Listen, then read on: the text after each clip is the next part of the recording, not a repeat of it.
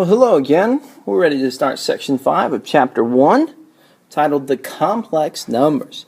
Now, I know what you're thinking. You're thinking complex numbers have always made me feel like this. Very, very sad. But I can guarantee you, if you work hard and you take good notes, then after this section, complex numbers will make you feel like this.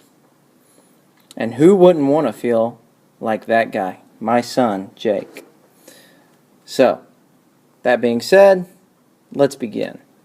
Complex numbers, i.e. imaginary numbers, go by the imaginary unit I.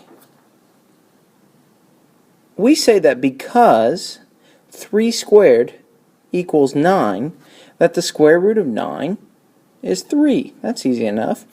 Because 6 squared is 36, we can say, alright, well then the square root of 36 is 6.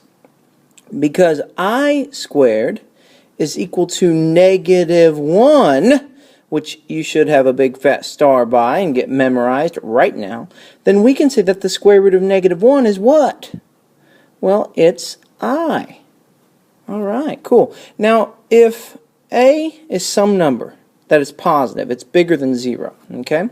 Then we say that the square root of -a, whatever that number is equal to the same as pulling out the imaginary unit I, the negative comes out as I times the square root of a.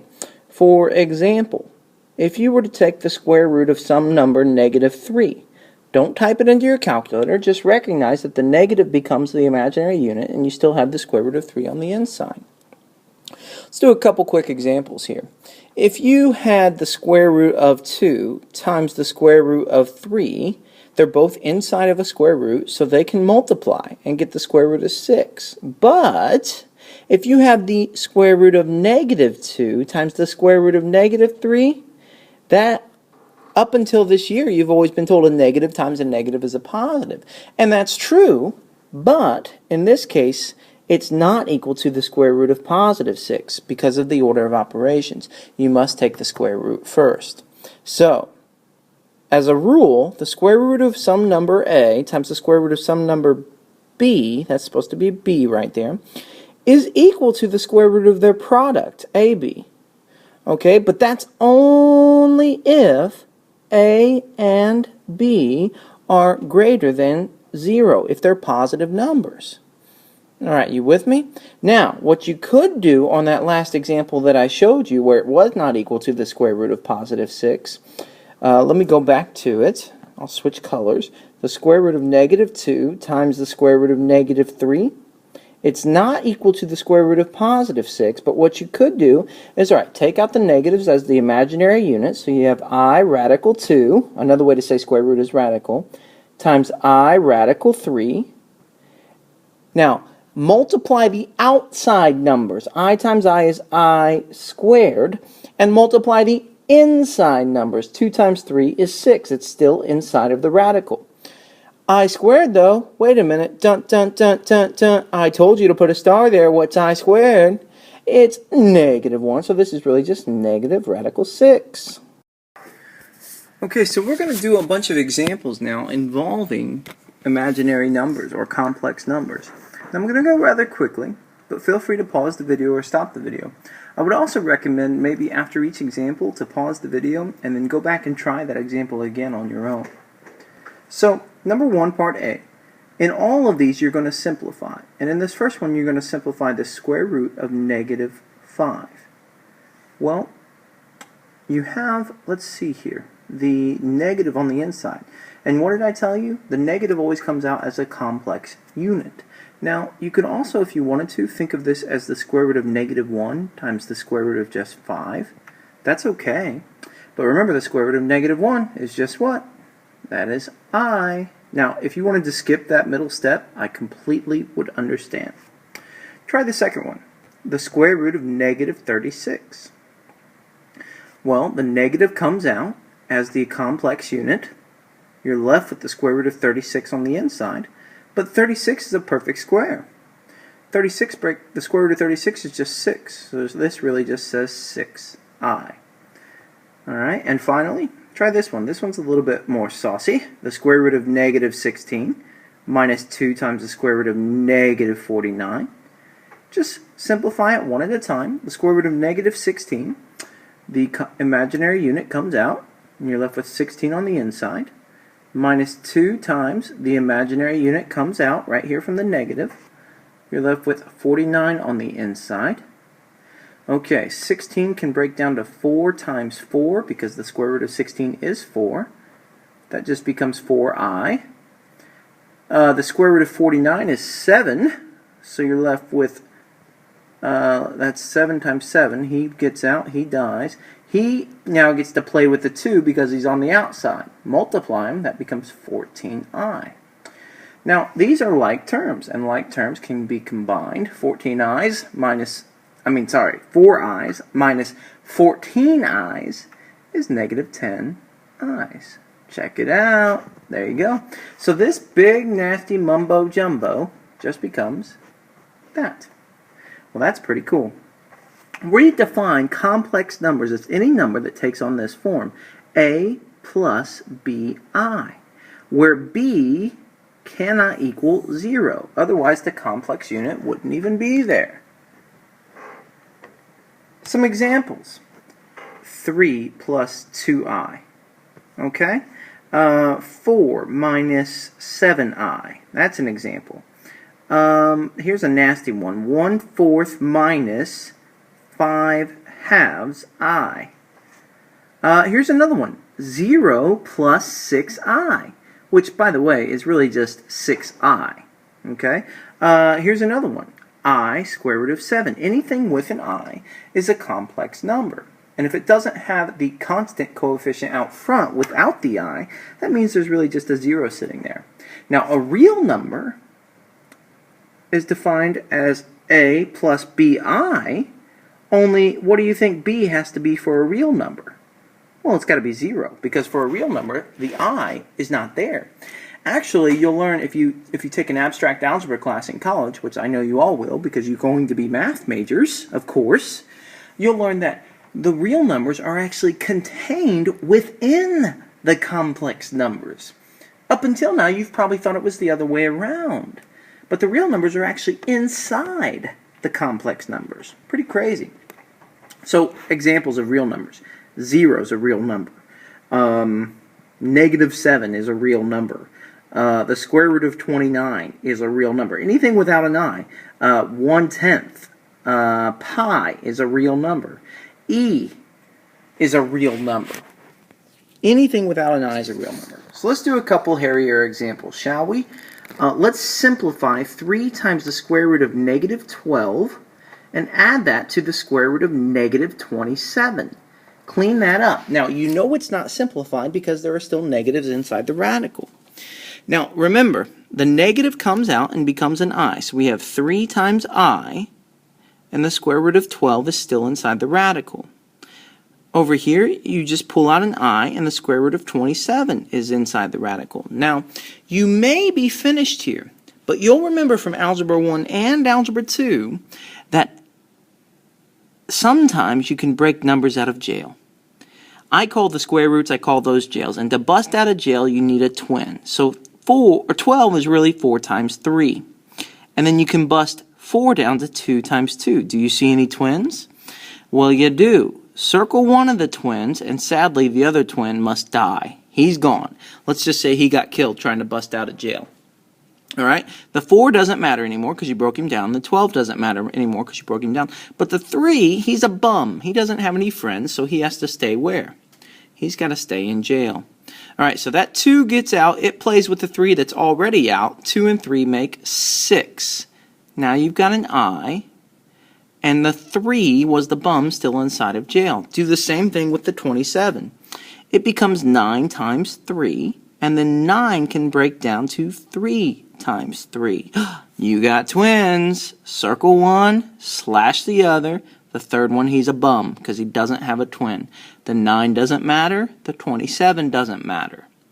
A 3 gets out of jail. He doesn't have anybody to play with, so he sits with the I. And then this 3 that you underline, he's the bum. He's still in jail. Now, if the numbers inside the jails are the same, guess what? These are like terms, and you can put them together.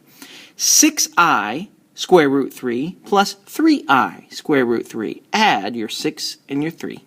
That's 9i times the square root of 3. Check it out. Very cool. That one's now finished. No more negatives inside the radical, and no more breaking down that you could have done. Here, let's try another one. 5 times the square root of negative 4 plus 9 times the square root of negative 8.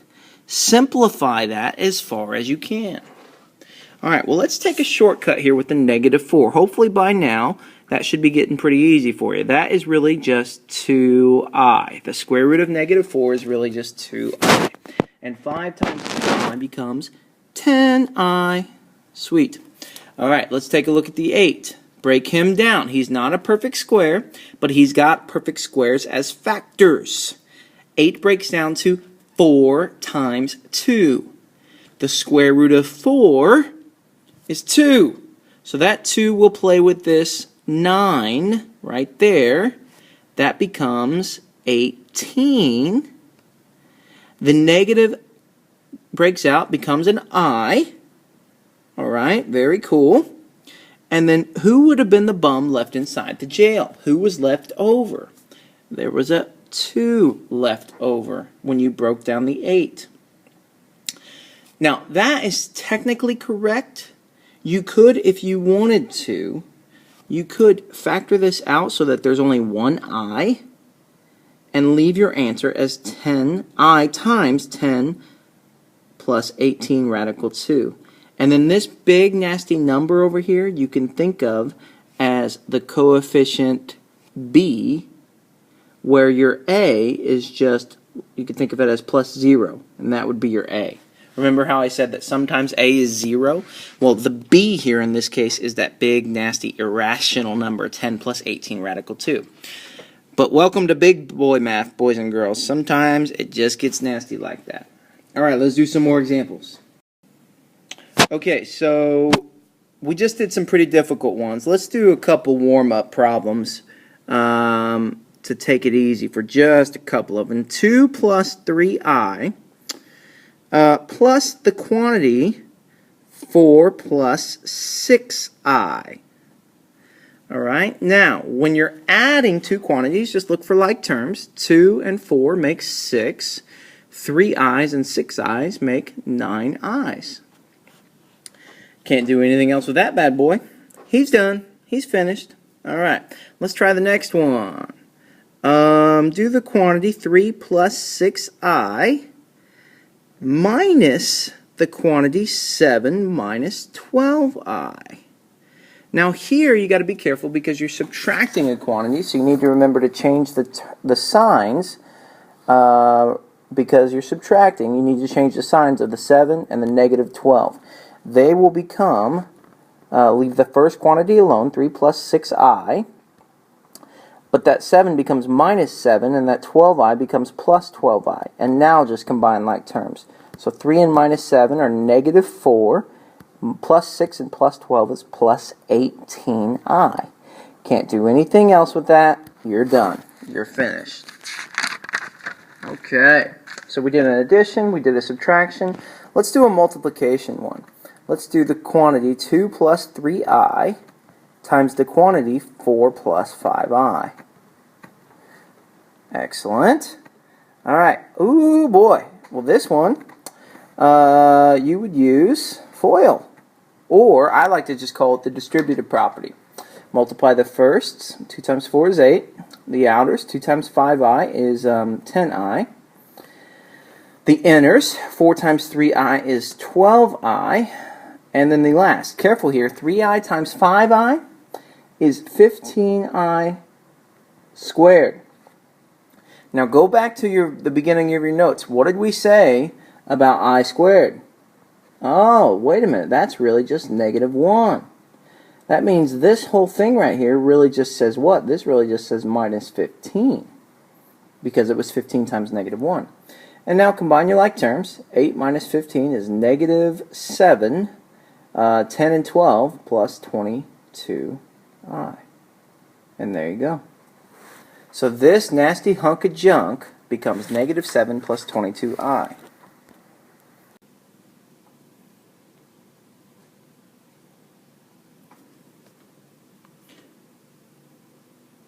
So what I want to do now is show you how to actually work with complex numbers on the calculator, on one of these TI-83s or TI-84s.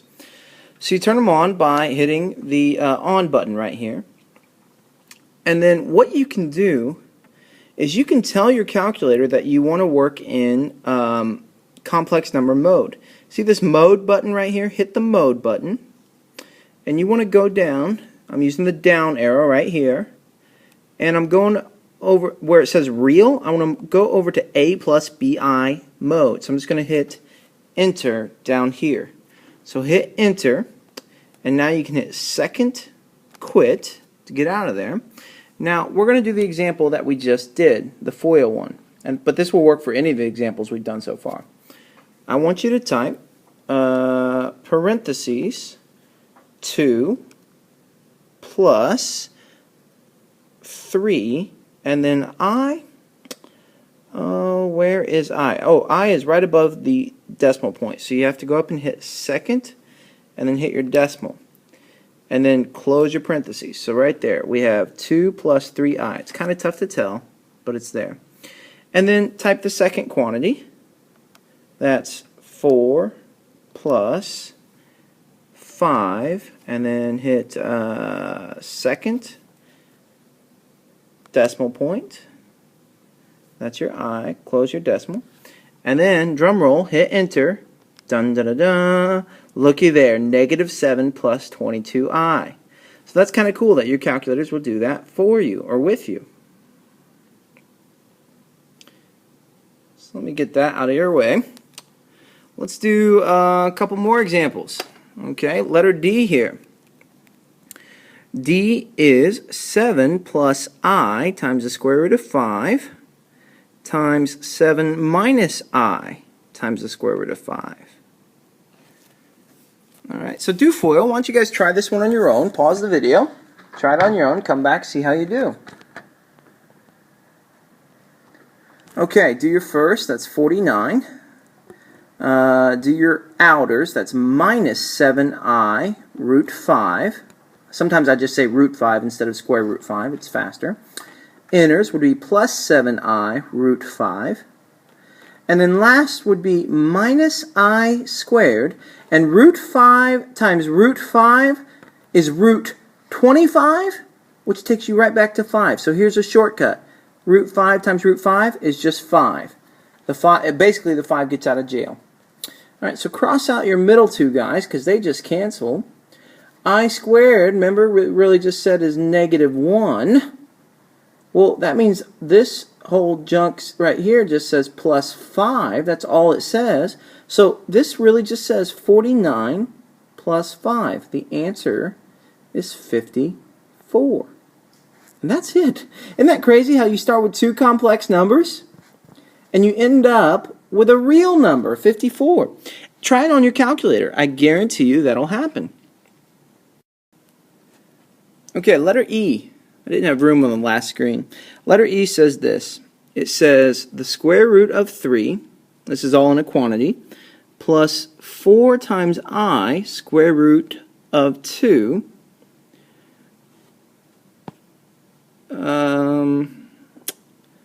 times 3 plus the same thing, 4i square root of 2.